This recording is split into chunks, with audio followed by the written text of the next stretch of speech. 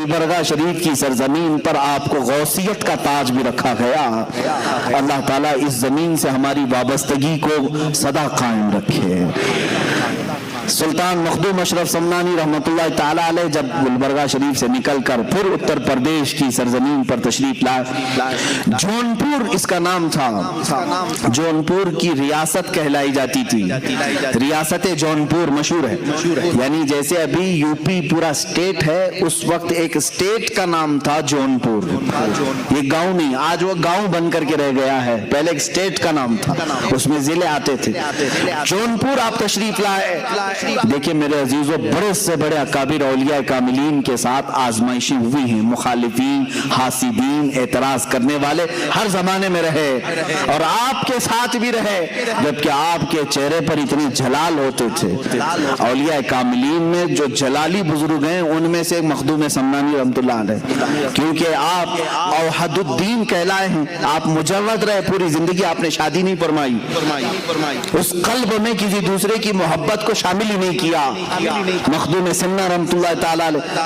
और इस तरह के जो बुजुर्गाने दीन हैं वो उमूमन जलाली हुआ करते हैं, जैसे हजरत मखदूम अलाउद्दीन साबिर कलियरी रहमतुल्लाह ताला अलैह, काफी जलाली बुजुर्ग थे। आपके ही मुतालिक मशहूर है, हजरत निजामुद्दीन औलिया के पास आपकी खिलाफतनामा लिखा गया था।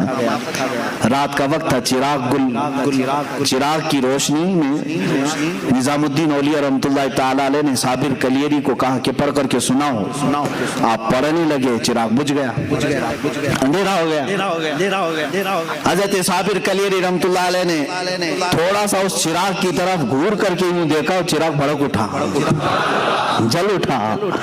निजामुद्दीन औलिया रहमतुल्लाह ताला अलैह ने खिलाफतनामा वापस ले लिया, कहा अभी नहीं, इस तरह तुम्हारी आंखों से न जाने कितने जल जाएंगे और जलाल को कम करने की जरूरत है। तो ये जो जलाली बुजुर्गाने दीन है, उनमें से मखदूम सिमना रहमतुल्लाह ताला अलैह। लेकिन हद है हासिदीन की, इस पाए के जलाली बुजुर्गों का भी पीछा नहीं छोड़ते। लोग आज परेशान होते हैं हासिदीन से।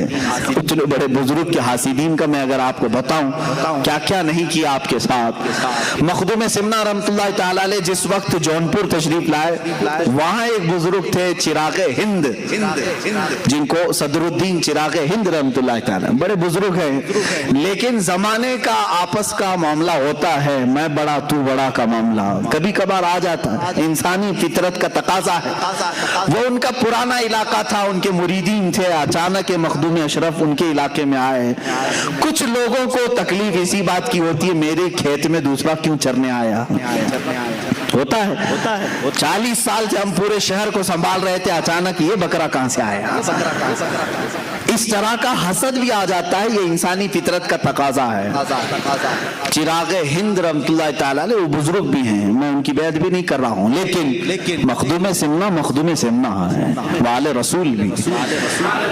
मखदूम जहांगीर अशरफ समनानी रहमतुल्लाह ताला अलैह जिस वक्त जौनपुर तशरीफ आए, लोग झोंक दर झोंक आपके मुरीद बन गए थे, क्योंकि चेहरे में वो नैयरे ताबा था कि लोग देखते तो गुनाहों से दूर हो जाते, अपने मैल कचेल को धुल देते हैं, और सिर्फ एक सोहबत काफी होती थी कि लोग सिर्फ मुरीद नहीं वली कामिल बनते थे। मखदूम सिमना की सोहबत बहुतों को आला मकाम तक पहुंचाई। उस जमाने में एक आलिम दीन थे मौलाना कबीरुद्दीन।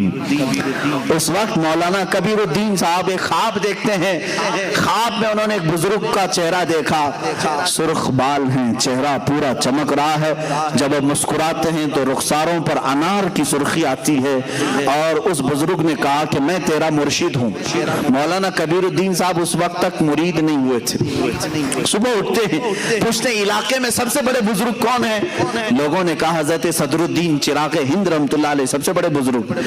मौलाना कबीरुद्दीन उनकी तलाश में गए, चिराग हिंद की बारगाह में गए तो वाकई वो बड़े कमाल के बुजुर्ग थे, लोगों का जमघटा था, तबलीग तरबियत सब हो रही थी, लेकिन ख्वाब में जो देखे थे वो नहीं थे। مولانا کبیر الدین نے کہا میں نے خواب میں جو بزرگ کو دیکھا وہ یہ نہیں ہے. تو وہ وہاں سے اٹھ کر کے چلے آئے.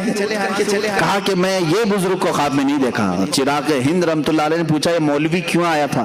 کہا کہ حضور بیعت کرنے کے لیے آیا تھا. کہا پھر کیوں نہیں ہوا؟ کہا پتہ نہیں اس نے کچھ اور چہرہ دیکھا ہے. تو چراغ ہند ناراض ہوئے. پوچھا کہ دیکھو یہ جاتا کہاں ہے؟ مولوی صاحب کہاں آئے؟ مولانا کبیر الدین سیدھے مخدوم اشرف کے پاس آئے. اس وقت آپ ایک مسجد میں جلوہ بار تھے چند مریدین کے ساتھ. جیسی مسجد میں مولانا کبیر الدین آئے پہلی نظر میں پہچان لیا خواب میں آنے والے یہی بزرگ تھے. خواب میں تشریف لائے, مخدوم سمنا کے پاس اپنا سب کچھ نچھاور کر دیا اور سلسلہ اشرفیہ میں داخل ہوئے. مخدوم سمنا کے ہاتھ پر بیعت کیا اور اسی بیعت کے تھوڑی دیر کے بعد چرچا ہو گیا مولانا کبیر الدین چراغ ہند سے مرید ہونے گئے تھے لیکن ان کی محفل سے اٹھ کر کے آئے مخدوم سمنا کے مرید ہو گئے. چراغ ہند پرانے بزرگ ہیں, مخدوم سمنا نئے بزرگ ہیں, ابھی ابھی آئے ہوئے ہیں. یہ بات پھیلی. چراغ ہند رحمت اللہ تعالیٰ علیہ کے پاس لوگوں نے کہا آپ کی تو توہین ہو گئی, آپ کی مجلس چھوڑ کے مولوی چلا گیا.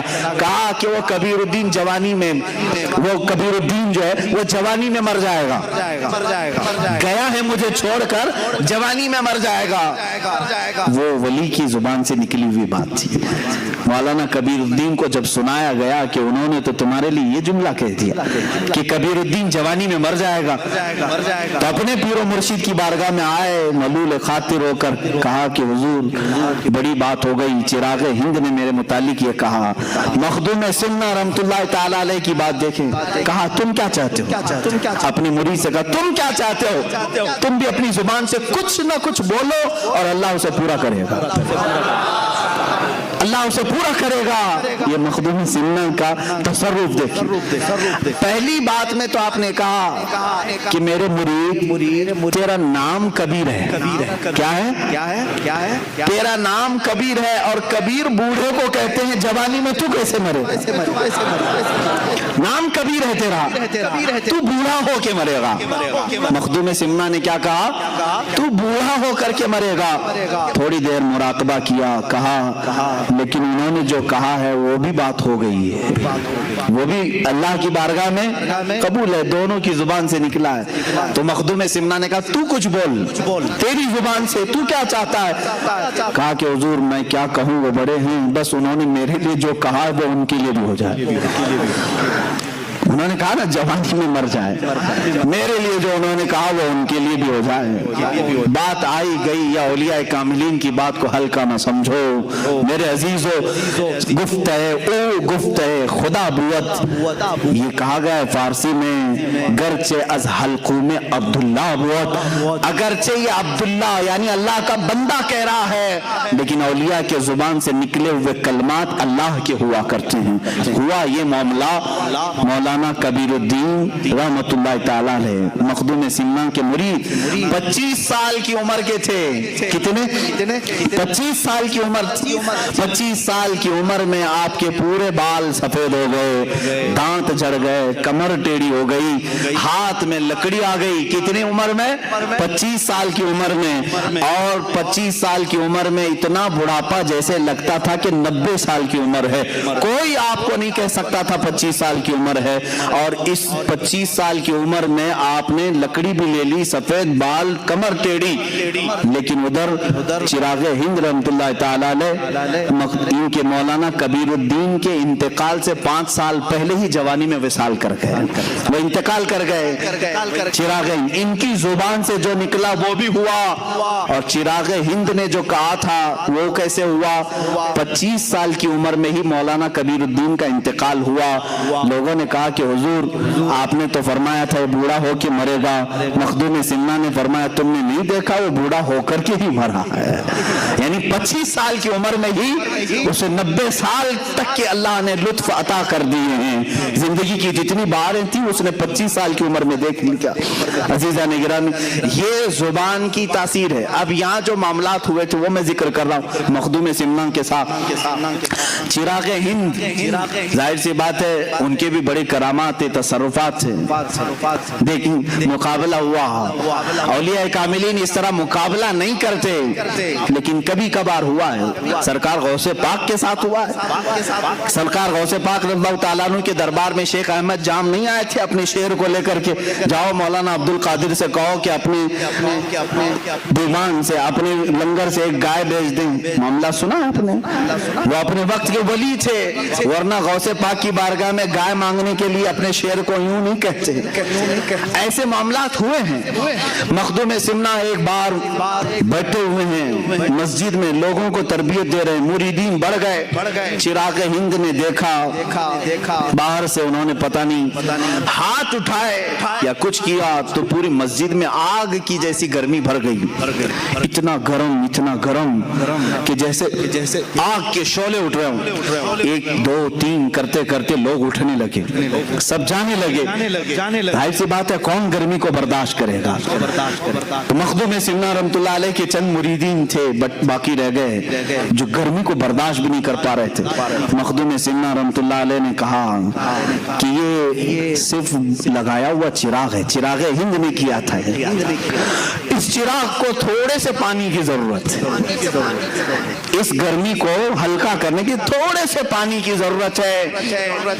مخدوم سمنا رحمۃ اللہ علیہ کے بغل میں ایک پانی کا لوٹا رکھا ہوا تھا، آپ نے اپنے ہاتھ میں تھوڑا سا پانی لیا، یوں چھڑک دیا، پانی کی چند قطریں یا بوندیں گری، ساری گرمی غائب ہوئی۔ لیکن چراغ ہند جو باہر سفر پر تھے پیر پھسل کر کے دریا میں ڈوب گئے، ندی میں آ گئے، پانی میں گر گئے۔ مخدوم سمنا نے نہیں کہا تھا کہ چراغ کو تھوڑے سے پانی کی ضرورت ہے، پانی میں پہنچا دیا، اور وہ پانی میں اس طرح ہاتھ پیر مارنے لگے کہ اپنے سلسلے کے تمام اولیاء کو مدد کے لیے پکارا، یہاں تک کہ رسول کریم صلی اللہ تعالیٰ علیہ وسلم کو ندا دی۔ تاریخ میں لکھا ہوا ہے میرے آقا صلی اللہ تعالیٰ علیہ وسلم مدد کے لیے ضرور تشریف لائے، لیکن جلال کے ساتھ ظاہر ہوئے۔ کہا صدر الدین چراغ ہند سے کہ تیری غلطی ہے کہ تیرے شہر میں نیا مہمان بھی تھا اور میرا بیٹا بھی تھا، تو نے دونوں خیال نہیں کیے جس کی وجہ سے تجھے پانی میں دھکیل دیا گیا۔ حضرت چراغ ہند رحمۃ اللہ تعالیٰ علیہ نے اپنی ان تمام کوتاہیوں سے معافی طلب کی، اور ان کے سلسلے کے جتنے اولیاء تھے، مشائخ تھے، وہ سب مخدوم سمنا کے پاس آئے ان کی درخواست لے کر کے کہ اے مخدوم اشرف، آپ اس چراغ ہند کو معاف کر دیں، اگر آپ نہ معاف کریں گے تو اللہ کے نبی بھی انہیں نہیں معاف کریں گے۔ رسول کریم صلی اللہ تعالیٰ علیہ وسلم کی بارگاہ سے اس کے لیے ہم معافی کی طلبگار درخواست لے کر کے آئے ہیں۔ یہ سلسلے کے بڑے مشائخ کو دیکھا، ان کی روحیں آئی ہوئی ہیں، مخدوم سمنا رحمۃ اللہ تعالیٰ علیہ نے انہیں معاف فرمایا، وہ پانی سے باہر نکلے اور پھر میرے آقا سرکار مخدوم پاک کی قدموں میں تشریف لائے اور زندگی بھر پھر آپ کے احترام اور ادب بھی کرتے رہے۔ اولیاء کاملین کے زمانے میں ایسے حالات ہوئے، سرکار غوث پاک کی بارگاہ میں ایک معاملہ ایسا ہوا تھا، آپ نے منبر پر کھڑے ہو کر کے اعلان فرمایا میرا یہ قدم تمام اولیاء کی گردنوں پر ہے۔ سارے جو اولیاء تھے سب نے اپنی گردن جھکائی، بلکہ بعضوں نے کہا بل علی رأسی وعلی عینی، بلکہ ہماری آنکھوں پر بھی، ہمارے سروں پر بھی اے غوث آپ کا قدم ہو۔ سرکار مفتی اعظم ہند نے یوں فرمایا یہ دل یہ جگر ہے، یہ آنکھیں یہ سر ہے، جہاں چاہو رکھو قدم غوث اعظم۔ اولیاء کاملین نے قبول کیا، لیکن اس زمانے میں ایک بزرگ تھے، ان کا بھی بڑا مشہور معاملہ تھا، لوگ ان کے ارد گرد بہت ہوتے تھے۔ انہوں نے کہا میں شیخ عبد القادر جیلانی کے قدم کو اپنی گردن پر نہیں محسوس کرتا، میں ان کے قدم کو نہیں مانتا۔ اتنا کہنا تھا، غوث پاک کی بارگاہ میں جب ان کے متعلق کہا گیا، آپ نے اعلان فرمایا اگر میرا قدم اس کی گردن پر نہیں ہے تو پھر کسی خنزیر کا ہوگا، کسی غلیظ جانور کا قدم ہوگا۔ اللہ کے ولی اور وہ بھی غوثیت ماپ سے نکلی ہوئی یہ زبان کے جملوں کو اور کلمات کو دیکھیں، ان کا حال ایسا ہوا کہ وہ ایک عورت کے عشق میں گرفتار ہوئے، خانقاہ چھوڑ دیا، مریدین چھوڑ دیے، اس لڑکی کے چکر میں آپ در بدر بھٹکتے رہے۔ ایک وقت ایسا آیا کہ وہ لڑکی عیسائی تھی، کرسچن تھی، اس کے باپ نے شادی کرنے کو رضامندی کا اظہار بھی کیا، لیکن ایک شرط پر کہ اس کے پالے ہوئے خنزیر تھے وہ چرانے پڑیں گے. انہوں نے چرایا بھی اور ایک دن خنزیر کے بچے کو اپنے گردن پر رکھ کر کے لا بھی رہے تھے. ان کے ایک مرید نے دیکھا جو اس وقت تک وابستہ تھے, باقی سب چھوڑ دیے تھے کیونکہ ایک عورت کے عشق میں یہ پیر اپنے خانقاہ چھوڑ دیا ہے. اس پیر نے رو کر کے کہا سلطان غوث العظم دستگیر رحمت اللہ تعالی علیہ کی زبان سے نکلے ہوئے کلمات میں نے دیکھ لیا, ان کا قدم اگر ان کی گردن پر نہیں ہے تو پھر خنزیر کا گردن پر ان کے قدم آ ہی گیا. اسی دن ان کو احساس بھی ہوا اور وہ وہاں سے دوڑے دوڑے غوثیت مآب میں حاضر ہوئے اور توبہ کیا اور ان کی سلب کی ہوئی ولایت پھر واپس اللہ نے عطا بھی فرمائی. عزیزان گرامی, اس طرح جو وقت کا غوث ہوتا ہے اس سے اگر کوئی ٹکر لیتا ہے تو اس کی تمام تر نعمتیں چھین لی جاتی ہیں. مخدوم سمنا رحمت اللہ تعالی علیہ اپنے وقت کی غوثیت کے مقام پر فائز تھے. جنہوں نے بھی ٹکر لی ہے وہ ہمیشہ کے لیے خائب و خاسر ہوئے. مخدوم سمنا رحمت اللہ تعالی علیہ کے ساتھ لوگوں نے بہت سارے معاملات کیے. مولویوں نے بھی اس زمانے کے مناظرے کرنے کی کوشش کی. ایک مولانا صاحب تھے اس زمانے میں, جب مخدوم سمنا رحمت اللہ تعالی علیہ تشریف لائے تو سارے علماء کو لے کر کے انہوں نے کہا کہ میں ایسا اس آئے ہوئے جو فقیر ہیں مناظرہ کروں گا کہ جواب ہی نہیں دے سکیں گے. تو دعوت دی اور ایک بڑی مسجد میں انہوں نے بلایا. مخدوم سمنا رحمت اللہ علیہ فقیرانہ لباس میں ہوا کرتے, اپنے چند مریدین کے ساتھ آئے اور جب آنے لگے تو وہ جو بڑے مفتی صاحب تھے, بڑے مولوی صاحب تھے, وہ بڑے ایک مسند پر بیٹھے اور ان کے سارے شاگرد آس پاس تھے. مخدوم سمنا جب داخل ہونے لگے تو آپ پہلے داخل ہوئے, تھوڑی دیر کے بعد آپ کی ایک دوسری شکل داخل ہوئی, تیسری شکل داخل ہوئی, چوتھی شکل داخل ہوئی. سب دیکھنے میں مخدوم سمنا کی طرح ہی دکھ رہے ہیں. جو مسجد میں آ رہا ہے مخدوم اشرف سمنانی کی طرح دکھ رہا ہے. مولوی صاحب گھبرائے, دیکھتے رہے یہ کتنے سمنانی آ رہے ہیں. ہم نے ایک مخدوم اشرف کو بلایا تھا, اشرف کو, آ ہی رہے یہاں تک کہ گھنٹا گزر گیا. اس محفل میں 100 سمنانی داخل ہوئے, 100 شکلیں آئی. مخدوم اشرف سمنانی رحمت اللہ تعالی علیہ اپنی کرسی کی طرف بڑھتے ہوئے مولوی صاحب کو مخاطب کر کے اتنا ہی پوچھا, مولانا صاحب آپ نے بہت سارے سوالات جمع کیے ہیں, اس میں سے کون سی شکل سے کون سا سوال کرو گی؟ وہ تنہا تھے مخدوم سمنا, لیکن اللہ رب العزت کا یہ تصرف ہے. یہی تو ہم کہتے ہیں میرے آقا صلی اللہ تعالی علیہ وسلم اپنے ہر غلام کی قبر میں تشریف لاتے ہیں. یہ نہیں کہ ذات کے ٹکڑے ہوتے ہیں, آدھا ادھر آدھا ادھر. سورج جب ایک بار نکلتا ہے تو مدینے میں بھی چمکتا ہے, ہند میں بھی چمکتا ہے, وہ امریکہ میں بھی ہے, افریقہ میں بھی ہے. ہر علاقے کو یکساں اپنی سورج کی روشنی پہنچاتا ہے. اللہ تعالیٰ اولیاء کاملین کو بھی یہ تصرف عطا کرتا ہے, وہ بیک وقت 100 جگہ پر بھی حاضر ہو سکتے ہیں, 1000 جگہ پر بھی حاضر ہو سکتے ہیں. یہ بعض اولیاء کاملین کے تصرفات ہیں. وہ مولوی صاحب نے توبہ کیا اور پھر مرید بھی ہوئے, داخل سلسلہ بھی ہوئے.